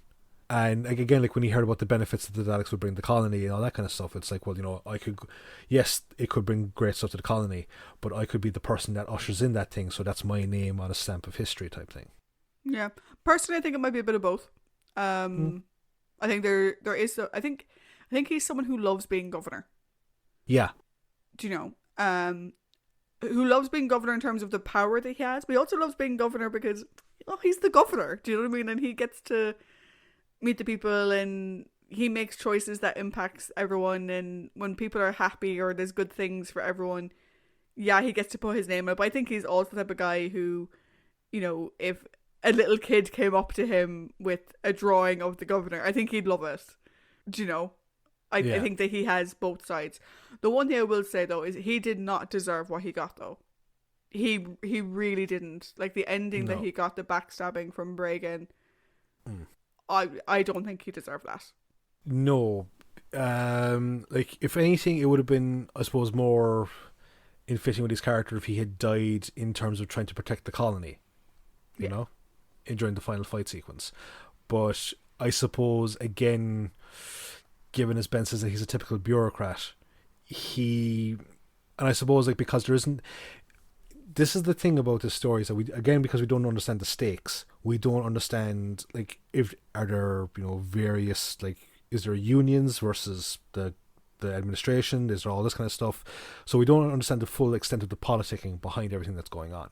So, like, could it be that because there's no, like, he just, if there was politicking going on, should he have been a bit more shrewd of what Bregan was doing, you know?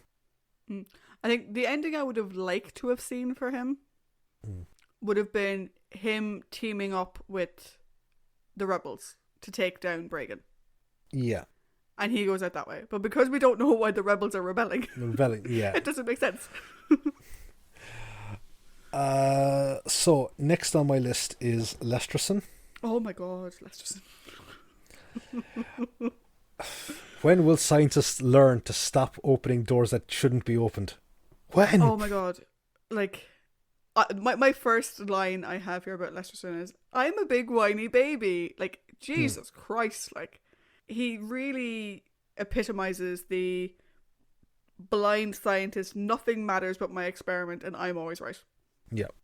I can't really say that he's evil. He's just a fucking idiot. Yeah, like, but see, this is the thing, is that, like, his ego gets in the way of things. And, like, I know, I suppose maybe it's a human thing, like, where you think you're onto something big, and then, I'm doing air quotes here, an expert comes in and tries to tell you how to handle stuff, and you're like, your back is immediately up, because, you know, it's like how you do things in your little wheelhouse. One thing that this story has, like, a lot of tropes in it, and a lot of stuff that I really, really like, and I'll get into the overall. With Lesterson's character progression is very, you know, Cthulhu mythos type thing.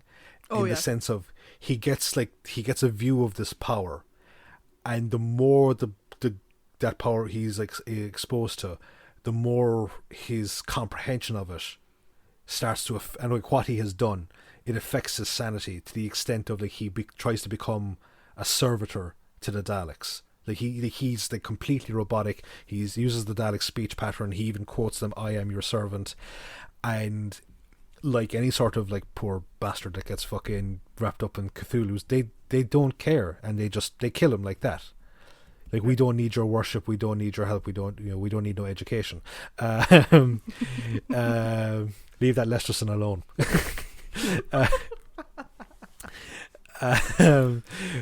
But, like, so that aspect of his character, I was like, I don't know, should I feel sorry for him? Should I feel like, because, like, that's a very grim ending for his character. Yeah, I mean, I think the thing about Lesterson, like, I usually sort of write notes as they're sort of like live stream dumps of my thoughts as I'm watching. And then I'll go back to them later on. But, like, the thing with Lesterson is the only reason he started to believe the Doctor about the Daleks being evil is because they stopped listening to him. Yeah. He liked being in control. And the only reason why he started exploring anything about them other than, I am so great, I created these things or whatever, is because they stopped listening to him and he's out of control. By the end of it, though, I mean, he's crazier than a bag of cats. Like, the poor bastard, like. And you wouldn't mind, but, like, you can actually watch it in every scene. I think part of it as well is because as soon as he realized that he was wrong, and he saw this mass production line of Daleks, he tried to warn people and was like, shit, no, I was wrong. Like, no, they're crazy. And no one listens to him. No. And so it just, I said, I really like the Cthulhu analogy, because it really is a cultist or whatever in Cthulhu mythos who just becomes completely absorbed into it and then is so lost in themselves within it that they just can't. You know, poor bastard. Yeah, poor Lesterson. He didn't listen. So now we move on to, I would say, Jane Lee. Yeah. Who, like, all I got was, like, just thought of, like, you know, there's only one governor of the colony, and he does not share power. Ish. Because, like, I think herself and Bragan, like, are perfectly matched in their ambition. Like, yeah, they're both very cunning. They have great manipulative abilities. I think had there been no Daleks involved in the story, very much like, you know, that episode of the Keys of Marinus with the guard's wife and the prosecutor. Yeah. How far would their cooperation or relationship have gone? With the rebellion, like, would one of them have, like, fucked the other one over? Yeah, like, my main things with Janley are she's a sneaky fucking bitch. Like, do you know, like, if this was your first Dalek story, it would be a weird first Dalek story, I think, personally. But if this is your first Dalek story, and, you know, we have the bit where the Dalek attacks the other scientist, and the following day she's telling Lesterson, oh no, he'll be fine, he just needs to rest, it's grand, whatever. Like, how fucked up do you have to be that you know these things can kill, but you're willing to let him work on them anyway. Like, she knew that they killed that other scientist, and she was willing to let it continue. And then I'm like, go on. No, I was going to say, like, and like that's like, I think that's a check mark on the scale of evil. You know, it's like using, like, once you find out that something is bad, still using it. You know. And then my second note is, idiot. Of course they'd fucking turn on you. Like, she seems so surprised. I'm like, really? You dumb fuck? Like, what do you expect? Like, it's just like, again, there's a load of Game of Thrones analogies you could throw at this, you know, because of just like all like the weird politicking and backstabbing and everything that's going on. But I think there's one very kind of weird, haunting thing about her ending is that, like, okay, she gets killed by a Dalek, and like Valmer, knowing that she was kind of in bed with Bragan, he's still sad at her loss, and it's like, hey, on a sec there, no, dude, like, this person clearly fucking plotted and agreed to fucking ye over, but like, she has, like, I suppose, that cult of personality about her. Again, though, what were they rebelling against? Yeah. Was she lying about the rebellion as well? Like, was she undercover in the rebellion, or did she actually believe what they were rebelling against and then got swayed by Bragan? We don't know, because we never find out what they're actually rebelling against. We demand more chicken penne arrabbiata in the canteen. This one is yeah. Dry these in the rainforest. and drier canteen trays. So, how about we move on to Vulcanian Littlefinger? Yeah. We can't really say that Star Trek stole Vulcan from, you know, Doctor Who, because I think Vulcan's established as a planet at this stage in Star Trek mythos. Yeah, that was a separate thing. So Vulcan, there is a thing that Star Trek stole Vulcan. No, originally in the script it wasn't even called Vulcan.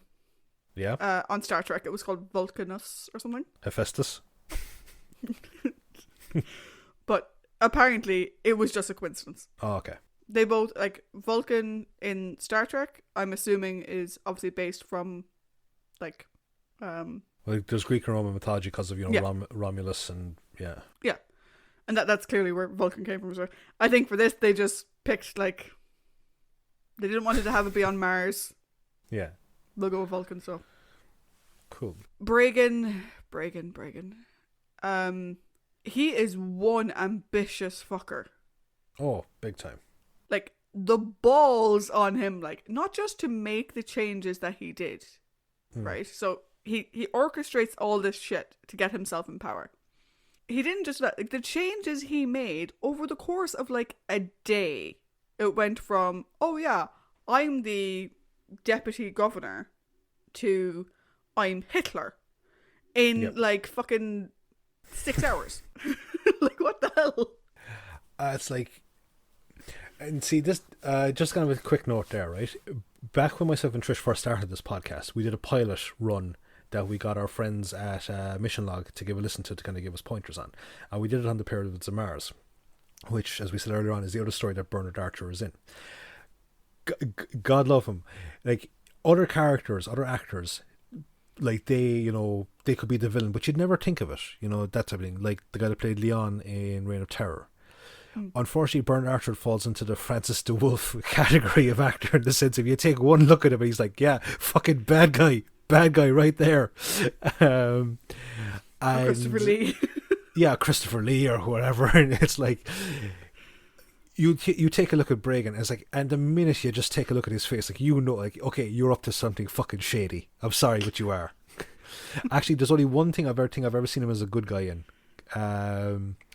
and it was off the trivia list. It was a 1980s version of King Solomon's Mines, and I think that's the only thing where I've ever seen him as a good guy. And it was just like, but with this, it's like he's the spider at a very intriguing web. Of, now granted, we don't know what, you know, each of those threads is fucking pulling on, because we're just so obsessed with making the Daleks be as, like, spoopy evil as possible. But, like, I think that he's a credible enough actor to pull off this performance. Yeah, you did get your Game of Thrones characters confused there now because you're talking about him being Littlefinger and then you're saying that he's a spider. Well, you know what I mean. It was like snap, the dominoes fall like a house of cards, then checkmate.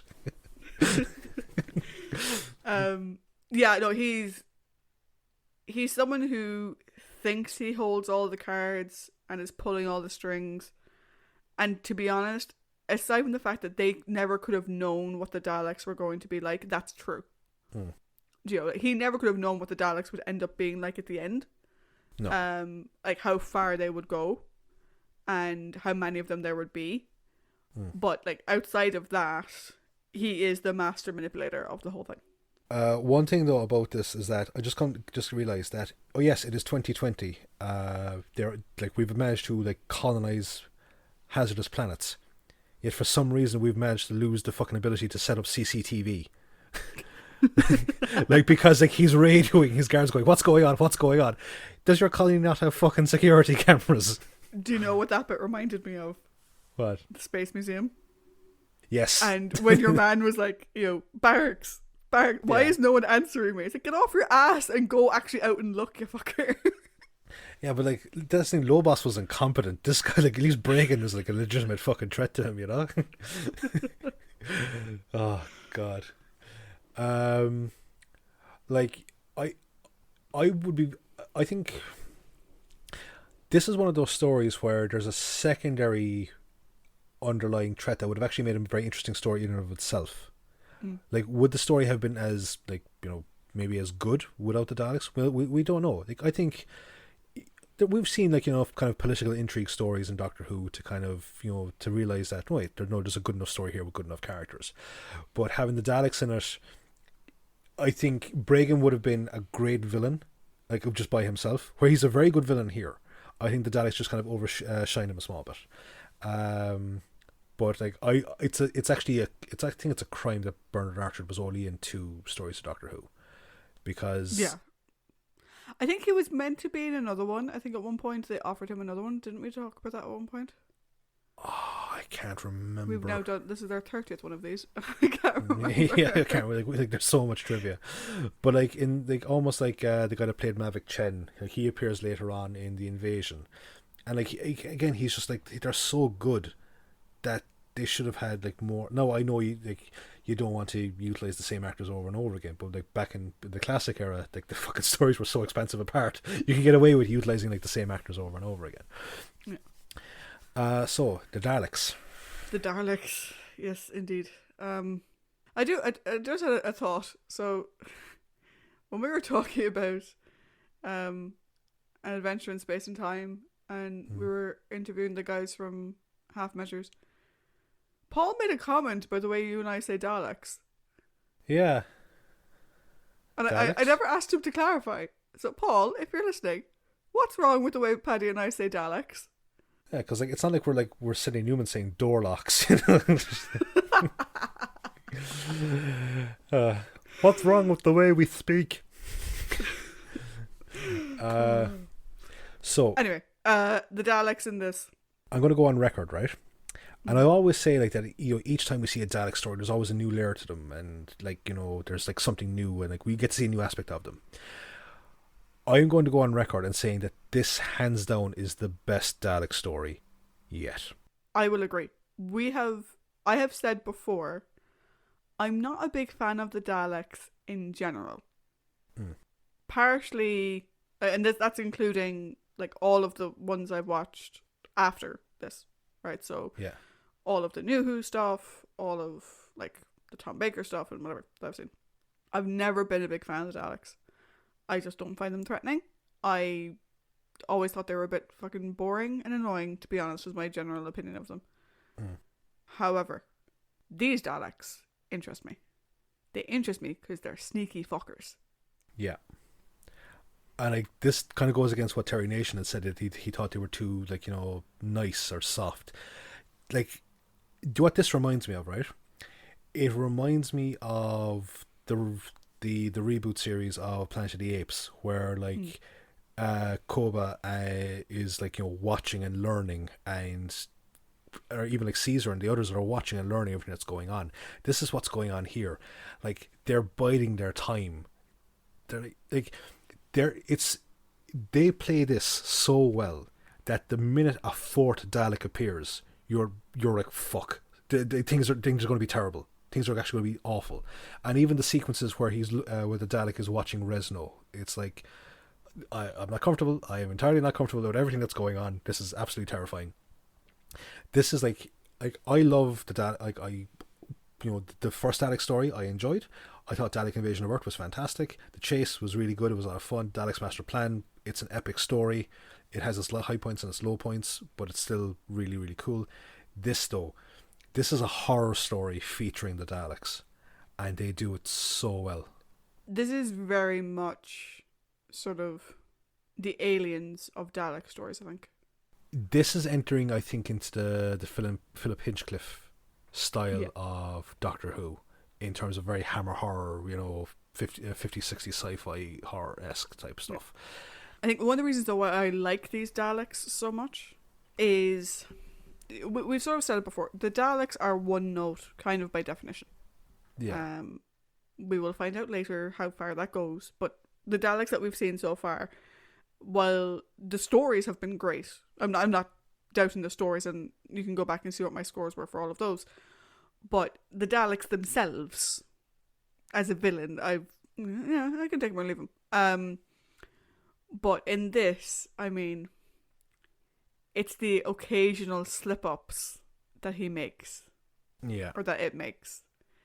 That gives away the fact that, while all Daleks may look alike, that's just the casing. They don't have a hive mind. They're not connected to each other in any way. They are individuals who just all happen to have the same ideals, and they're on the same side. And you can tell that when, if they were a hive mind, there would never be a fuck up. No. It does fuck up. And you could just imagine, given the way the Daleks have been presented, how much it must gall them that they had to say, I obey. Yeah. I am your servant. The fact that they are playing the humans at all, because bear in mind, he had no weapon when they first woke him up. So he had to play the humans in order to even get his weapon back, in order to get the power that he needed. But you can imagine, inside that machine, the little squid thing. Yeah.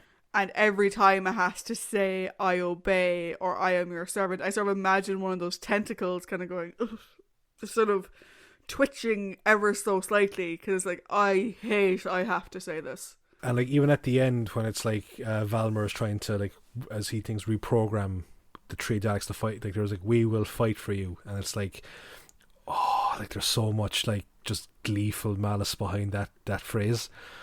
When we get, as you can tell, we're going to be approaching the overall there very soon, so you'll get our scores on this. But while yes, the Daleks themselves never evolve, unlike certain other recurring villains, all we get to see is new aspects of Dalek society. Or just Daleks on different scales of, in the Invasion of Earth, we saw the invasion force. The chase, it's a commando raiding force. Master Plan, we get to see. As I said, we didn't get to see enough of it, but we get to see a much more structured thing when it comes to Dalek expansionism. Here, though, this is the absolute shrewd, cold, calculating, malicious, manipulative side of Daleks, and it's fantastic. Yeah. And when I say I know that for purposes of podcast, yes, it's the latest story, and I'm saying it's the best one yet. I'm talking about everything that I've seen afterwards, which we haven't covered on the podcast, and even on the new stuff. This is the best Dalek story that I have seen. Now, granted, I haven't seen some of them in about 10 years. That may change. But to date, this is the best Dalek story for everything that I've seen. I think at the moment, for me, it's in the 2 position. You can probably guess which one is the 1 position. Absolutely. But I haven't rewatched that other one in a while. So who knows, when we get to it, it may change. But yeah, this is, of the ones we've watched so far, it is definitely the best one. Of the ones I've seen in total, Mm. At the moment, it's in the 2 spot. But again, I haven't rewatched the other one, so I don't know it.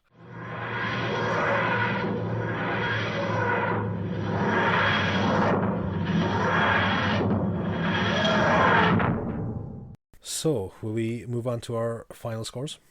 Indeed, indeed. So we always finish off our review with an overall comments, and then a score out of 5. Mm-hmm. For me, with this, it's such a good story. The thing that I loved from the off, right? And if you're a fan of the 2005 onwards run of Doctor Who, so New Who, Modern Who, whatever you want to call it, the start of this is very reminiscent of that. Because at the start, we get a couple of things that are just quintessential Daleks and Doctor Who. And the good things I like about Daleks and Doctor Who. Which is the idea that one Dalek alone is very, very dangerous. Yeah. Now, the Doctor was probably hinting at one Dalek alone can go out and kill loads of other people. That may have been the inclination. But one Dalek alone managed to get power for everybody. Managed to get this everything they needed to get their system up and running was one Dalek.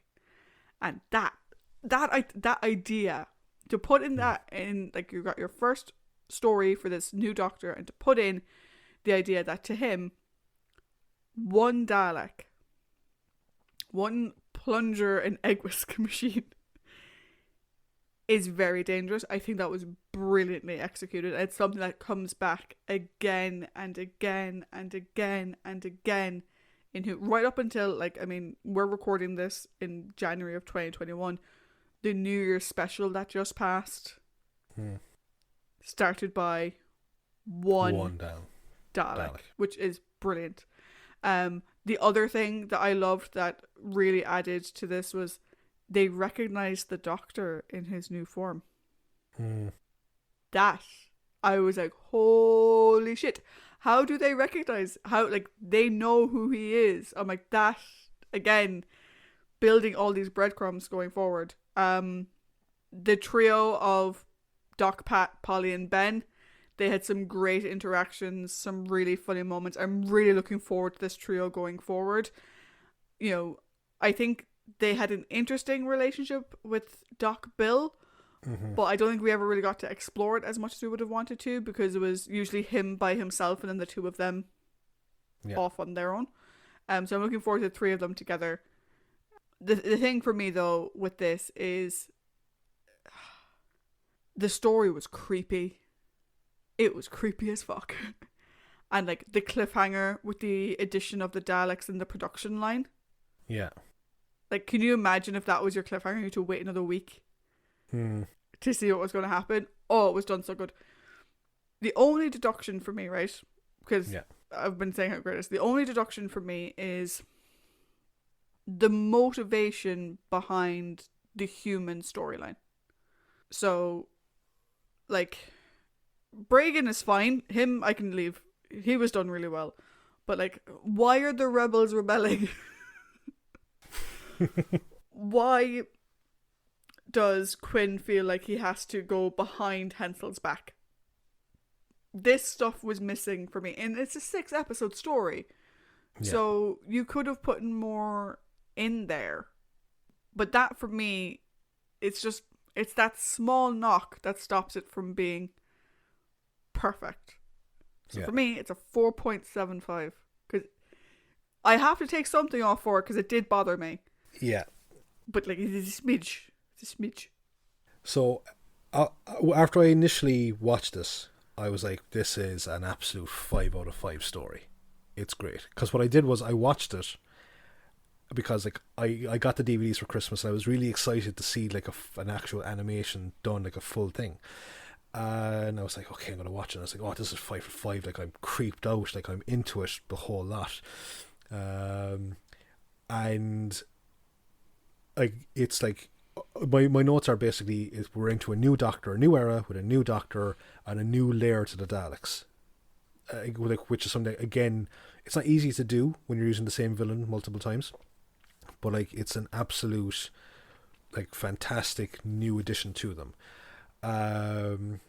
David Whittaker, like he's nailed another classic in my eyes. He's a fantastic writer. He's just done so well here. And Dennis Spooner, who also obviously contributed the final version. And yeah, the final version of it. Like you said, creepy fucking atmosphere. Now I know that the animation probably emphasized some aspects of it a bit more, like when the Dalek mutant scuttles along the floor. The animation probably would have made that look maybe made that look cooler than the actual live action thing. But Christopher Barry, we've seen enough of his camera direction on Surviving Stories to know just how good of a director he is, that I would have faith that it would just be as good, you know? Yeah. Troughton, he's off to a fantastic start because he cemented himself as with enough differences from Hartnell that he's carrying on the legacy of a fantastic performance by a great actor in the role, but he's also separating himself as well. So you can actually, you're not going to kind of go, oh, he's way better than William Hartnell ever was, like, you know, he's way, because, but it's different because they each have two different personas and two different aspects and all this type of stuff. Now you can prefer one over the other, but that's not to knock the work of the other one, you know? Yeah. But like yourself, upon further reflection, when I sat down to go through my notes, I was like, cool. The Daleks, you know, the whole aspect. But what the fuck are the humans fighting about? Like, what is going on? Is it literally a case of we want more chicken penne arrabbiata in the canteen? that type of stuff. No, it's probably not. There's probably a bit more political stuff to it. But, like, why are the rebels fighting? Like, you know, why can't the rebels and the guards get along? And, you know, like, what's going on here? And so, yeah, I had to knock it from a 5.5 to a 4.75. Because of, I feel bad now. No, well, it's like we can't overlook bad plot points just because we love something, you know. And like we can't really we discussed the Romans, okay, and the Romans for us was a 5 out of 5, despite something that it had an aspect of something that we had been giving out about for other stories in terms of like the Nero's weird kind of, you know, sex pest thing with Barbara versus like the more rapey side of things with the Reign of Terror jailer and Vassor in Keys of Marinus. And I actually had a discussion with this about someone recently enough, and he kind of was on board with what we were saying. But like that was like one character aspect that didn't lend itself to the overall plot, and we kind of rationalized it out in terms of characteristics and how it helped build the characters and things like that. So that was a 5 out of 5 with that. Here we have again a story that we both really like, but unfortunately there's a plot element in it that it's missing that would make the stakes a bit more and make character actions a bit more understandable. So we kind of have to penalise it for that a small bit. But like a 4.75 is a fantastic score for any Doctor Who story. And like I have some stories that I love watching, absolutely adore watching, but there's still fucking flaws in them, you know. Be it length or whatever. Yeah, I'm going to jump the timeline a little bit. I'm going to take several hops and skips up the timeline. For a first story of a new Doctor, I think this is probably my favourite. First story of a new Doctor? Yeah, no, I'd agree. I'm just trying to think now. Just thinking back now of everyone's first incoming story, this is probably the best new story. Yeah, I haven't seen all of them, but of the ones I've seen, I think this is the strongest story and first Doctor. I think like story and first visual of the Doctor. I think was very, very good. So that is it for this week, guys. Yeah, that brings us to the end of our Patrick Troughton first story. Join us next week when we'll be journeying to Scotland in 1746 in the Highlanders. Ooh. Yeah. Bye. Bye-bye.